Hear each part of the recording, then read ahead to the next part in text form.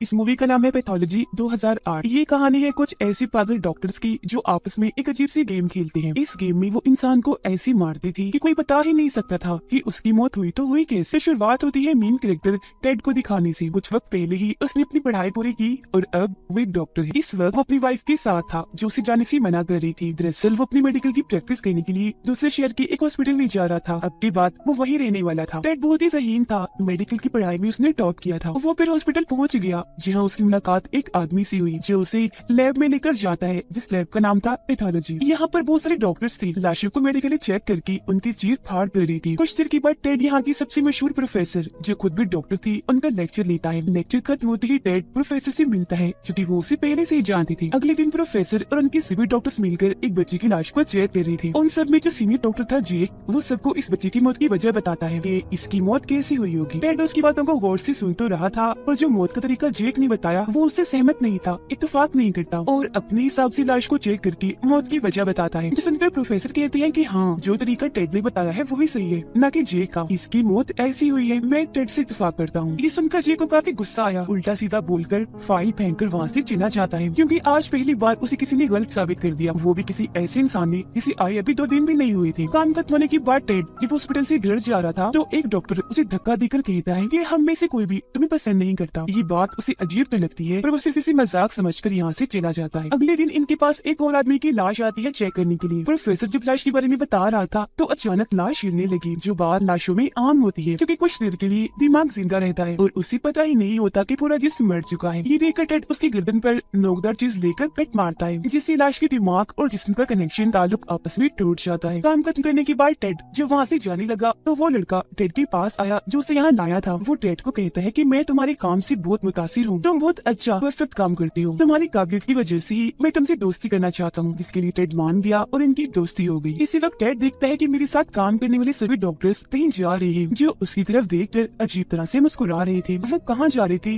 Ted को पता नहीं था, लेकिन थोड़ा बहुत उसे अजीब लगता है। फिर उनको नजरअंदाज करके वो भी वहाँ से चला जाता है। अगले दिन सभी डॉक्टर्स रोज की तरह अपना काम कर रही थी, लाशों को मेडिकली चेक कर रही थी कि तभी टेड के पास जेक आकर कहता है कि चलो तुम भी, हम सब डॉक्टर्स एक क्लब में जा रहे हैं पार्टी करने। टेड का पहले ही दिल नहीं लग रहा था, अपनी वाइफ को वो याद कर रहा था, इसीलिए पार्टी में जाने के लिए मान जाता है। सभी डॉक्टर्स फिर पार्टी में आकर खूब एंजॉय करने लगते हैं, शराब पीते हैं। यहाँ टेड को पता चला कि जो फीमेल डॉक्टर है वो जेक की काफी अच्छी दोस्त है। यहाँ वो सब इस बारे में बात कर रही थी कि क्या ऐसा मुमकिन है हम किसी इंसान को इस तरह मारे कि उसकी रिपोर्ट में उसके मरने की असली वजह पता ही ना चल पाए। वो फिर टेड से पूछती है कि अगर तुम्हें मौका मिले किसी को ऐसे मारने का तो क्या तुम उसे मार दोगे? जिस पर टेड जवाब देता है कि नहीं, मैं ऐसा नहीं कर सकता। कल जिस बच्चे की लाश को हमने चेक किया था ना, उस बच्चे को किसी ने सिर्फ उसके लैपटॉप की वजह से मारा था। जान लेना तो इंसानों की फितरत है, फिर चाहे उसके पीछे छोटी से छोटी वजह ही क्यों ना हो, और ऐसे जालिम इंसानों के लिए कानून बनाया गया है। यहाँ इस टॉपिक पर हम जितनी भी बात करें फजूल है क्योंकि हम किसी को भी मार ही नहीं सकते, किसी में भी इतनी हिम्मत नहीं है। मगर उसे क्या पता था कि ये बात वो जिन लोगों के सामने बैठकर कह रहा है, लोगों को मारने का उनका तो रोज का काम है और उन्होंने ऐसे ऐसे काम किए हुए हैं जिनके बारे में टेड कभी सोच भी नहीं सकता। फिर ऐसे ही लोग बातें करते हैं और पार्टी एंजॉय भी। पूरी रात को मस्ती करने के बाद जब जाने लगी तो जेक टेड से कहता है कि मैं ऐसे ही तुमसे दोबारा मिलना चाहता हूँ, पर हाँ, अगली बार हम दोनों अकेले हूँ, सिर्फ तुम और मैं। अगले दिन जब ये दोनों मिले तो खूब शराब पीते हैं, नशा करके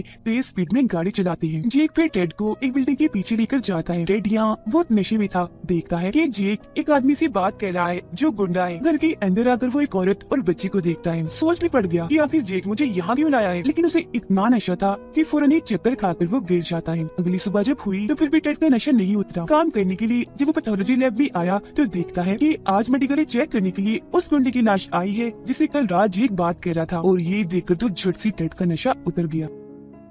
फिर सारे डॉक्टर्स मिलकर उस गुंडे की मौत की वजह प्रोफेसर को बताने लगते हैं। जेक चुपचाप उन सबकी बातें सुन रहा था क्योंकि इस गुंडे का खून उसने ही किया था और वो ये बात जानता था कि यहाँ कोई भी डॉक्टर उसकी मौत की असल वजह नहीं बता पाएगा। पर तभी आगे टेड आया और बताता है कि इस आदमी के सर पर वार किया गया है, पर हमला करने से पहले इसे जहर दिया गया। यहाँ वो जहर का नाम भी बताता है, ये कहते हुए कि मारने वाले ने ये जहर इसलिए दिया क्योंकि वो जानता था कि किसी भी लैब में इस जहर के बारे में पता नहीं लगवाया जा सकता, किसी भी रिपोर्ट में इस जहर की जाँच नहीं होगी। सबसे पहले इसे जहर दिया गया दिया। फिर मारने वाले ने 7 घंटे तक इंतजार किया, जिसके बाद उसने 18 बार इसके सर पर वार किया और फिर जाकर इसे गोली मारी। ये सब सुनकर जेक टेड से मुतासिर तो हुआ, पर उसे काफी गुस्सा भी था। ये इतना ज़हीन क्यों है, कैसे सब पता लगवा लिया। इसीलिए वो गुंडे का दिल उठाकर टेड के ऊपर फेंक कर मारता है। फिर जेक टेड को काम खत्म करने के बाद मिलने के लिए बुलाता है। टेड जब गया तो जेक उसे हॉस्पिटल की बेसमेंट में लेकर जाता है, जो 100 साल पुरानी थी। वहाँ उसी गुंडे की लाश पड़ी हुई थी। टेड उसे कहते हैं, क्या दिखाने लाई हो इधर, मैं जानता हूँ तुमने इसे मारा है। जेक बोला कि क्या फर्क पड़ता है, इस शहर में तकरीबन लाखों लोग हैं, इसकी मौत से किसी को कोई फर्क नहीं पड़ने वाला, और वैसे भी अगर मैंने इसे मारा तो अच्छा ही किया, एक बुरा इंसान था। और यहाँ रोज रोज लाशों की आने का सिलसिला ऐसी नहीं है, बल्कि ये एक गेम है, मौत का खेल है, जिसमें आओ तुम भी शामिल हो जाओ, बहुत मजा आता है। उम्मीद है तुम्हें भी काफी अच्छा लगेगा। इन डॉक्टर्स में से ही कोई एक डॉक्टर किसी बेकसूर इंसान को मारता था, जबकि बाकी साथी उस लाश को मेडिकली चेक करके बताते थे कि इसकी मौत कैसी हुई होगी और इसे कौन मार सकता है। वो मारने वाले डॉक्टर को मौत होने की वजह बताती थी, और ये भी कि तुमने इसे कैसे मारा होगा। ये पागल डॉक्टर्स इस अजीब सी गेम को पिछले कई सालों से खेलते आ रहे थे, पर टेड मना कर देता है, क्योंकि उसे लग रहा था कि जेक एक खूनी है जो सिर्फ अपनी मजे एंजॉयमेंट के लिए मासूम लोगों को मारता है। जेक उसे कहता है, मुझे समझ लग गई है, तो मेरी बात नहीं मानोगे, अगर नहीं मानना तो भाग जाओ फिलहाल इधर से, यही तुम्हारे लिए बेहतर है। टेड जब वहाँ से जाने लगा तो देख लेता है कि इस मौत जैसी अजीब गेम में जेक अकेला नहीं है, बल्कि और लोग भी हैं जो सब मिलकर ये गेम खेलते हैं। ये सब जानकर टेड काफी परेशान हो गया। ये सोच सोच कर उसे सारी रात नींद नहीं आती कि आखिर जेक ने मुझे ये सब कुछ इतनी आसानी से कैसे बता दिया। क्या उसे पुलिस का जेल जाने का कोई डर नहीं। परेशानी की आलम में वो जेक को कॉल करता है, पर उसकी परेशानी मजीद बढ़ जाती है जब जेक उसे ये कहता है कि बेसमेंट में लाश के पास मैं तुम्हारी उंगलियों के निशान और कुछ सबूत छोड़ कर आया हूँ। अगर तुम इस बारे में पुलिस को बताओगे तो पहले वो तुम्हें ही पकड़ेंगे, न कि मुझे। अगले दिन प्रोफेसर टेड को बताते हैं कि गुंडे की लाश के बारे में तुमने जो जानकारी दी थी वो गलत थी। मतलब तुमने बताया था कि उसे जहर दिया गया है, जबकि उसके जिस्म तो कोई जहर हमें मिला ही नहीं। ये सुनकर जेक काफी खुश हो गया, क्योंकि उसे लग रहा था कि मैंने एकदम सफाई से खून किया है, जिसके बारे में कोई बता ही नहीं सकता कभी। पर टेड उसे अकेले में मिलता है और कहता है कि अब मैं सच बताता हूँ, तुमने ये कत्ल कैसे किया होगा। उसे मरा हुआ समझकर हॉस्पिटल लाया गया था, हालांकि वो जिंदा था। फिर तुमने जिंदा ही उसकी चीर फाड़ कर दी, फिर बेसमेंट में ले जाकर 18 बार उसके सर पर वार किया, जिससे उसकी मौत हो गई। ये सुनकर तो जेक के होश ही उड़ गए, क्योंकि टेड सही था और उसने जेक को पकड़ लिया। इसके बाद हम देखते हैं कि टेड परेशान रहने लग गया था, क्योंकि वो जान गया था कि मैं पागलों के बीच में रहकर काम कर रहा हूँ। एक दिन जब वो अकेला बैठा था तो जेक की दो सीनियर फीमेल डॉक्टर उसके पास आकर पूछती है, क्या तुम इस गेम में हमारे साथ खेलोगी। पर जब टेड कुछ नहीं बोलता तो वो उसे एक पर्ची देते हुए कहती है कि ये हमारे हॉस्पिटल में आया नया केस है, अब इसे तुम देखोगे। फिर जब टेड लैब जाता है तो वहाँ एक जख्मी आदमी को लाया गया था, जिसने पहले अपनी वाइफ और 2 बच्चों को गोली से मार दिया और बाद में अपनी जान लेने की भी कोशिश की, पर किसी तरह वो बच गया, जिसकी हालत काफी खराब थी। यहाँ टेड को जेक की कही एक बात याद आती है कि कुछ लोगों को जीने का कोई हक नहीं है, और वो लोग हैं बुरे लोग जो गलत काम करते हैं। इसीलिए उस आदमी के मुंह में अपना वॉलेट घुसा कर उसका मुंह बंद कर देता है, ताकि वो चिल्ला न सके। फिर जहर वाला इंजेक्शन कान में लगाकर उसकी जान ले लेता है। उसे ऐसे करते हुए जेक ने देख लिया था, इसीलिए वो टेड को कहता है कि हो सकता है आज रात तुम्हें नींद ना आए, तुम बार बार टीवी पर खबरें देखोगे कि कहीं मेरे बारे में कोई खबर तो नहीं। ये तो नहीं बताया जा रहा कि टेड ने ये खून किया है, लेकिन धीरे धीरे तुम्हें इस बात का एहसास होगा कि इसके मौत से किसी को कोई फर्क ही नहीं पड़ा, और बस उस दिन के बाद तुम सबसे अलग इंसान बन जाओगे, बिल्कुल हमारे जैसे, किसी से ना डरने वाले, बेखौफी लोगों को मारने वाले, फिर चाहे वो अच्छे लोग हों या मासूम लोग। जिसके बाद टेड भी उनकी गेम का हिस्सा बन जाता है।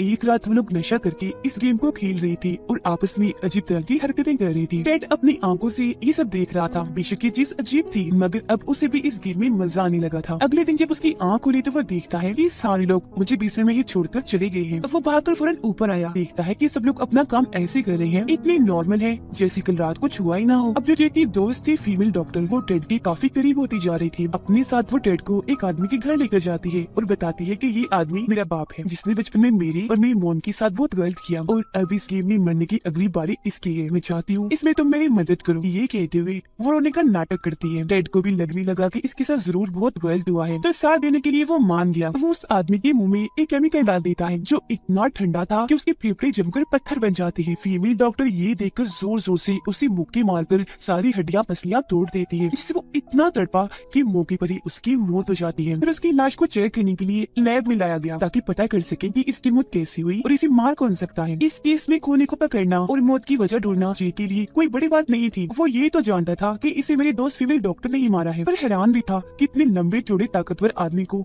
एक लड़की अकेली भला कैसे मार सकती है। उसे शक हो रहा था, इसीलिए वो टेड के पास आकर पूछता है, कहीं इस वाले गेम में तुम चीटिंग तो नहीं कर रही, क्योंकि सभी डॉक्टर्स को अपने अपने मरीजों को खुद मारना है बगैर किसी की मदद लिए, तो कहीं तुमने उसका साथ तो नहीं दिया। टेड हंसकर उसे मना कर देता है कि नहीं नहीं भाई, ऐसा कुछ भी नहीं है जैसे तुम सोच रहे हो। ये सुनकर जेक वहाँ से जाने लगा, पर कहता है, अच्छा आखिरी बात, कहीं मेरे दोस्त ने तुम्हें भी तो अपने डैड की झूठी कहानी तो नहीं सुनाई, क्योंकि ये उसकी आदत है, वो सभी के साथ ऐसा करती है। ये सुनकर टेड हैरान रह गया, क्योंकि समझ चुका था कि जेक के दोस्त ने मेरे साथ झूठ बोला है। गुस्से में वो उसके पास गया और धमकाने लगता है कि अब तो तुम झूठ बोल गई मेरे साथ, मगर आइंदा ऐसा मत करना, अच्छा नहीं होगा। इसके बाद टेड उनके साथ मिलकर वो सारे लोगों को मारता भी है और मिलकर सभी लाशों को चेक भी करता है, जिसमें बाकियों की तरह उसे भी बहुत मजा आ रहा था। वो लड़का जो उसे यहाँ लाया था, जो उसका दोस्त था, उसे एहसास होता है कि टेड का बर्ताव पहले से अब काफी अजीब हो रहा है। वो अब मेरे साथ ना रहकर जेक के साथ रहता है। एक दिन प्रोफेसर टेड के पास आकर पूछते हैं कि तुम काफी उलझी हुई लग रही हो, तुम्हें कोई मदद चाहिए, क्योंकि टेड अपने काम में ही इतना मसरूफ था, उसे इतना मजा आ रहा था कि वो अपनी असल जिंदगी पर ध्यान ही नहीं दे रहा था। टेड कहता है, नहीं तो ऐसी तो कोई बात नहीं है, सब ठीक है, और वैसे अगर आपको मैं थोड़ा बहुत उलझा हुआ लग रहा हूँ तो मैं अपनी वाइफ से मिलने जा रहा हूँ, ठीक हो जाएगा फिर तो सब। फिर टेड जब अपने घर आता है तो उसी वहाँ जेक की दोस्त दिखती है, जो उसकी जाने से थोड़ा उदास थी, लेकिन फिर भी टेड अपनी वाइफ के पास आ ही जाता है कुछ दिन गुजारने के लिए। उसकी वाइफ भी साफ साफ देख पा रही थी कि टेड थोड़ा बदला बदला सा है, लेकिन टेड उसका ध्यान भटका देता है कि ऐसा कुछ नहीं है और सब कुछ उससे छुपा कर रखता है, कुछ भी नहीं बताता। अब जब उसके वापस जाने का वक्त आ गया तो उसकी वाइफ भी साथ जाने की जिद करती है। टेड उसे साथ ले जाना तो नहीं चाहता था, पर उसकी बार बार जिद करने पर वो मना भी नहीं कर पाया। वापस आकर जब टेड के घर आए तो वहाँ खून के निशान थे। अब इससे पहले कि उसकी वाइफ देखती, टेड सारे निशानों को साफ कर देता है, लेकिन फिर भी वहाँ टेड की वाइफ को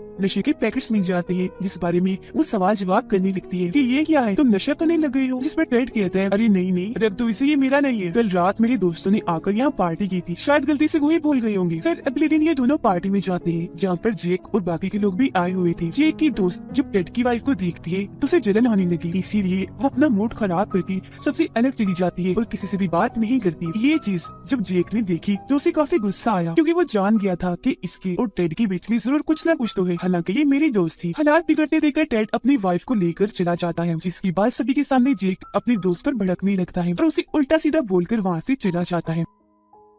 घर पर जब टेड और उसकी वाइफ सो रही थी तो आधी रात को उसके पास जेक की कॉल आई। टेड को लगा कि शायद वो मुझे गेम खेलने के लिए बुला रहा है, तो फौरन चला गया, लेकिन वहाँ जाकर तो टेड की होश ही उड़ जाती है, क्योंकि जेक ने 3 लड़कियों का खून कर दिया था। खुद भी वो पागलों जैसी हरकतें कर रहा था, जैसे बार बार घूम घूम कर गिर रहा था। टेड उस पर गुस्सा करता है कि तुम बहुत गलत कर रही हो, गेम के नाम पर ऐसे तुम लोगों को नहीं मार सकते, एक साथ इतने सारे लोगों को। पर जेक उसे कहता है कि अपनी बकवास बंद करो, मैंने तुम्हें यहाँ बस वार्निंग देने के लिए बुलाया है, मैं हर चीज से दूर रहो, मेरी दोस्त से भी दूर। बेशक मैं जानता हूँ कि इसमें तुम्हारी कोई गलती नहीं है, सब मेरी दोस्त कर रही है, वही तुम्हारे पीछे पड़ी हुई है, इसलिए मैं तुम्हें कुछ नहीं कर रहा, जाओ यहाँ से। टेड जब अपने घर आया तो उसके घर के बाहर जेक की दोस्त उसका इंतजार कर रही थी। हालांकि टेड उसे यहाँ से जाने का कहता है, पर वो उल्टा उसके साथ ही अजीब हरकतें करने लगी और उसे ऐसा करते हुए जेक देख लेता है। इसका मतलब था कि यहाँ कोई किसी का सगा नहीं था, सब भी एक दूसरे को धोखा दे रहे थे। अगले दिन टेड जेक को कहता है कि बस बहुत हो गया, अब मैं इस गेम को नहीं खेलना चाहता। इस पर जेक जवाब देता है कि ऐसा नहीं हो सकता, कोई भी इस गेम को नहीं छोड़ सकता, अगर तुमने ऐसा किया भी